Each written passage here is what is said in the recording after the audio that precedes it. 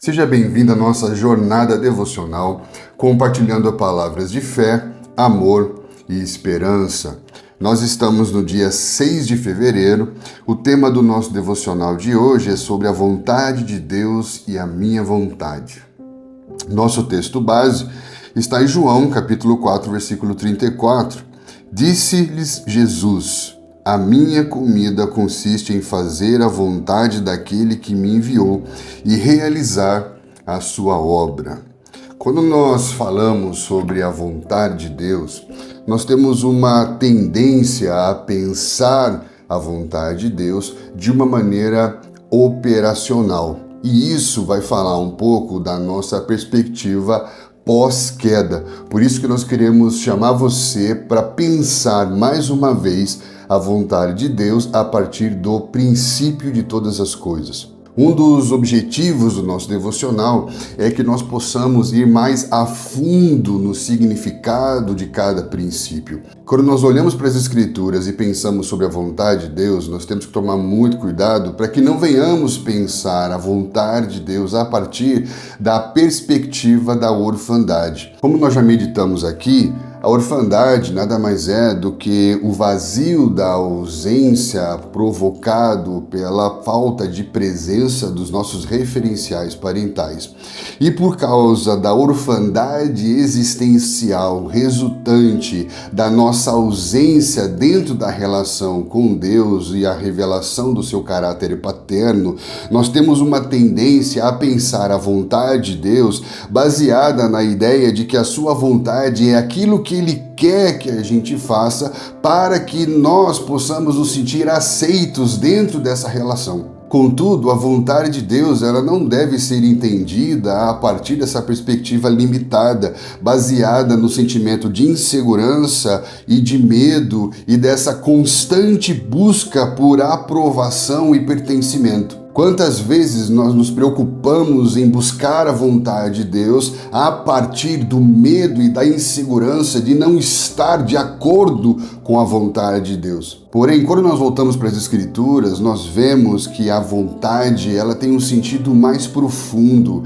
Inclusive, em um dos textos que está em Deuteronômio 21:14, apesar do seu contexto ser um contexto bem diferente, aparece ali para a palavra vontade, a palavra hebraica que é nefesh.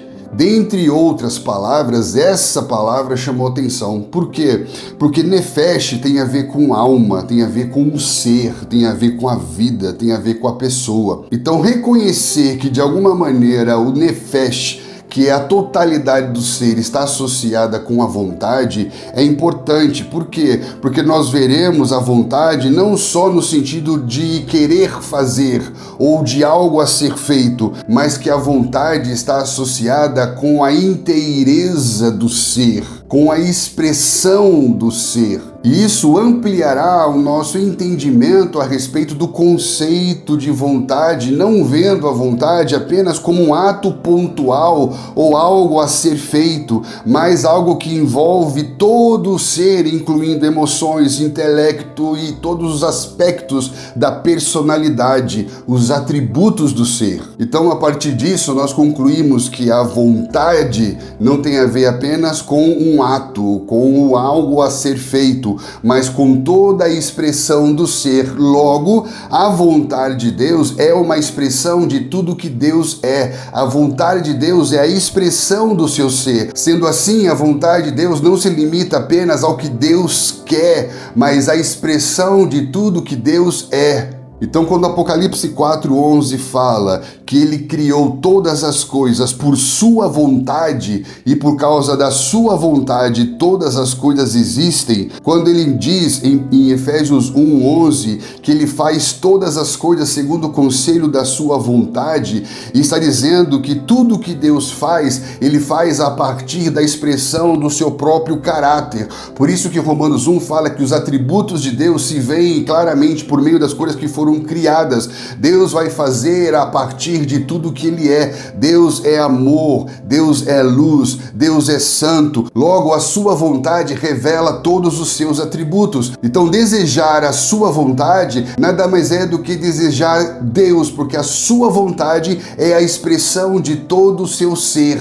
Sua vontade reflete seus atributos. Por isso, como nós já meditamos aqui, nós vimos que Jesus não veio apenas para fazer o bem, mas Ele veio para fazer a vontade do Pai. Por quê? Porque fazendo a vontade do Pai, Ele revela o Pai. E olha como a partir desse entendimento, você vai olhar para alguns textos muito conhecidos das Escrituras por uma nova perspectiva. Por exemplo, quando Jesus ensina os seus discípulos como orar, Ele vai dizer: Pai nosso que estás no céu, santificado seja o teu nome, venha a nós o seu reino e seja feita a sua vontade na terra como nos céus. A partir do momento que você entende que a vontade é a expressão do ser de Deus, Ele está dizendo: venha o teu reino e seja sobre nós, porque desejar a sua vontade é desejar o próprio Deus. Por isso que antes de orar para que venha o seu reino e seja feita a sua vontade, Jesus diz para entrar no quarto e encontrar com o Pai.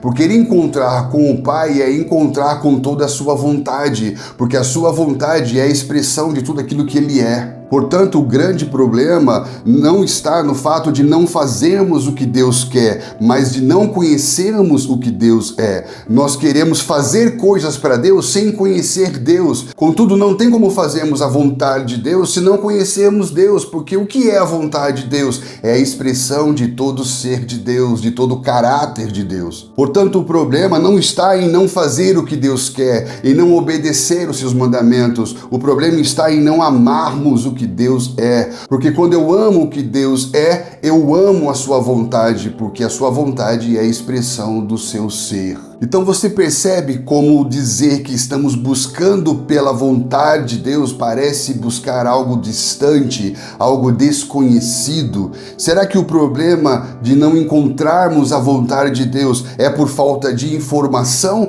ou é por falta de relação? Porque informação sobre Deus temos em todo lugar, mas construir uma relação com Deus não se constrói de um dia para o outro. Portanto, não saber a vontade de Deus não tem a ver com não saber o que deve ser feito, mas tem a ver sim com uma presença que deixamos de amar, porque quando amamos a presença de Deus, amamos Deus, e quando amamos Deus, amamos sua vontade. Jesus fazia a vontade do Pai não porque era uma ordem a ser feita, mas porque era uma presença a ser amada. Isso vai nos ajudar a entender até mesmo o princípio da queda, porque queda é separação de Deus e da sua vontade. A queda tem a ver com o homem deixar de fazer o que Deus quer, ou a queda tem a ver com o homem deixar de ser como Deus é? Porque a queda vai falar do homem acreditar na possibilidade de ser como Deus. Não se resume a um ato operacional. Por isso que a queda não tem a ver apenas com deixar o que Deus quer, mas tem a ver com deixar Deus. Por isso que a queda é separação. Separação do que ou de quem? Separação de Deus. Sendo assim,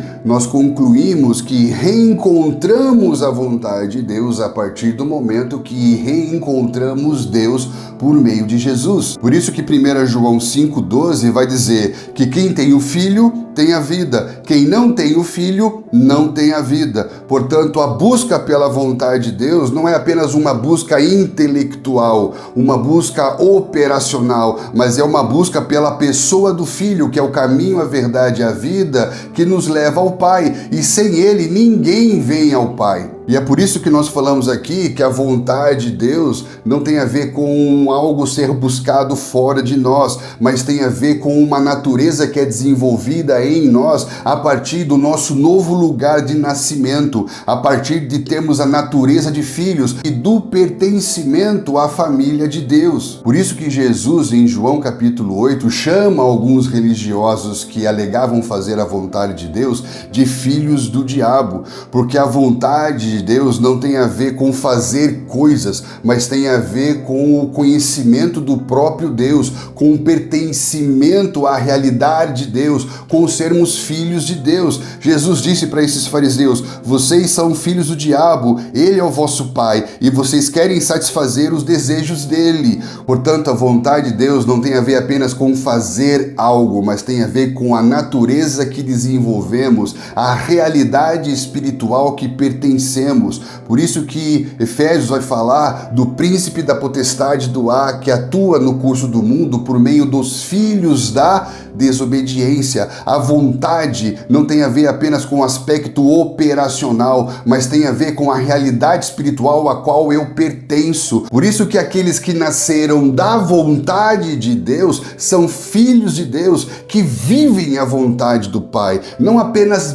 buscam aleatoriamente saber a vontade do Pai como se fosse alguma informação perdida, como se estivesse tateando no escuro. Se eu nasci da sua vontade, eu não busco a sua vontade, eu estou na sua vontade, eu vivo na sua vontade, eu sou a sua vontade. Veja bem, Jesus está dizendo que aqueles que o receberam não nasceram da vontade do homem, mas nasceram de novo da vontade de Deus. Se somos nascidos dessa vontade, estamos num lugar chamado vontade de Deus. Por isso que quando Maria vai buscar por Jesus, ele vai dizer: o meu pai, a minha mãe, os meus irmãos, a minha família são aqueles que fazem a vontade do meu pai. Isso está em Mateus capítulo 12, 46. Qualquer que fazer a vontade do meu pai, esse é meu irmão, minha irmã e minha mãe. Qualquer que fizer a vontade do meu pai, ele é família de Deus. Por quê? Porque conhece Deus como pai. Então, quando eu conheço quem Deus é, eu amo a sua vontade, porque a sua vontade é a expressão de todo o seu ser.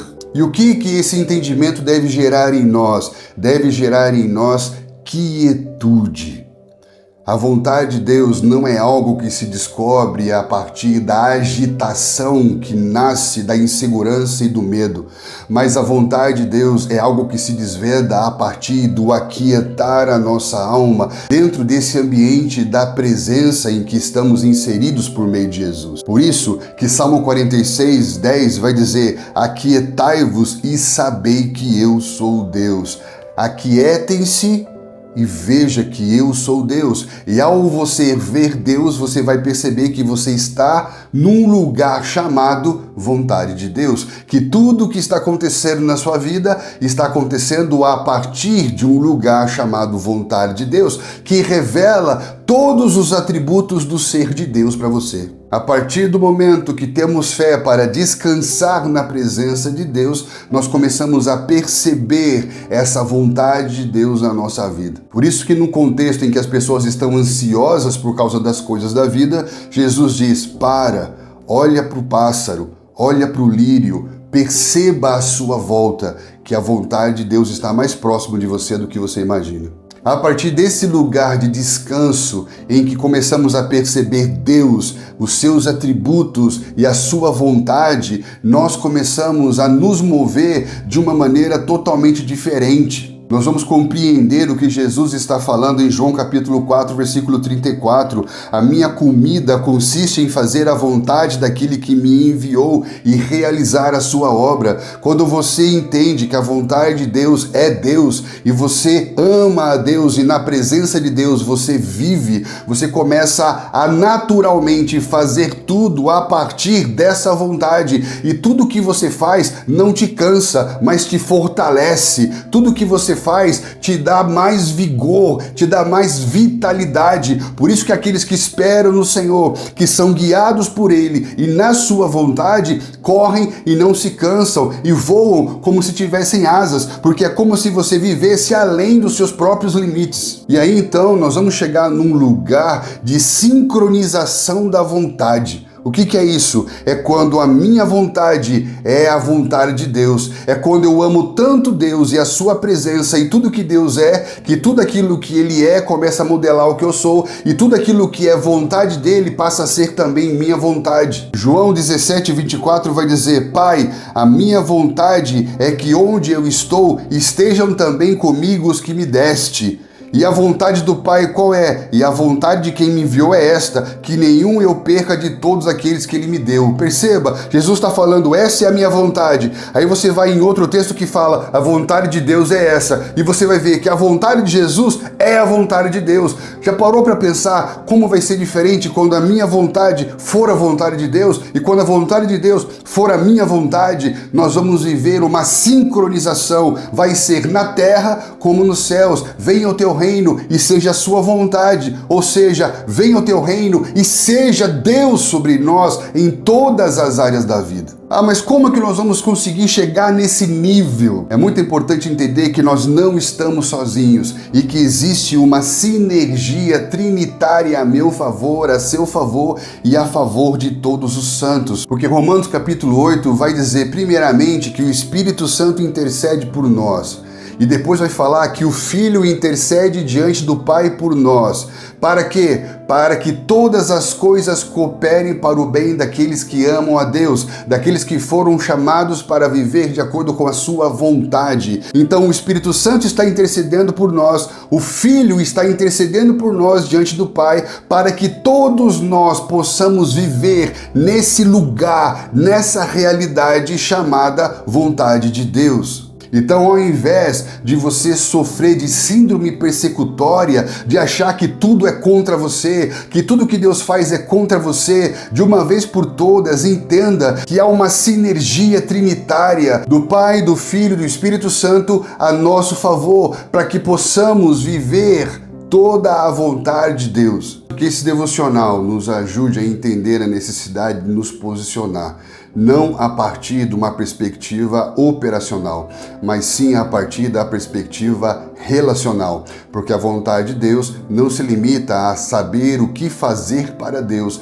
mas sim conhecer o próprio Deus. Por isso que Mateus capítulo 7, a partir do versículo 21, vai dizer: nem todo aquele que diz Senhor, Senhor, entrará no reino dos céus, mas aquele que faz a vontade do meu Pai que está nos céus. Aquele que faz a vontade do Pai, aquele que conhece o Pai. E o texto continua dizendo: muitos dirão naquele dia, Senhor, Senhor, não profetizamos em teu nome não expulsamos demônios, não realizamos muitos milagres? Então eu lhes direi claramente, nunca os conheci, apartai-vos de mim, vocês que praticam o mal. Nunca vos conheci. Olha que interessante, ele está falando sobre aqueles que dizem a respeito das coisas que fazem, e ele está falando daqueles que fazem a partir do Deus que conhecem. Então que Deus te abençoe a avançar no conhecimento de Deus e cumprir toda a sua vontade, não a partir do medo e da insegurança, mas a partir de uma relação de amor, a partir da realidade de uma nova criação, a partir daqueles que estão em Cristo Jesus. Pense sobre isso, medite sobre isso, compartilhe com seus irmãos sobre isso e espero encontrar você aqui no nosso próximo devocional.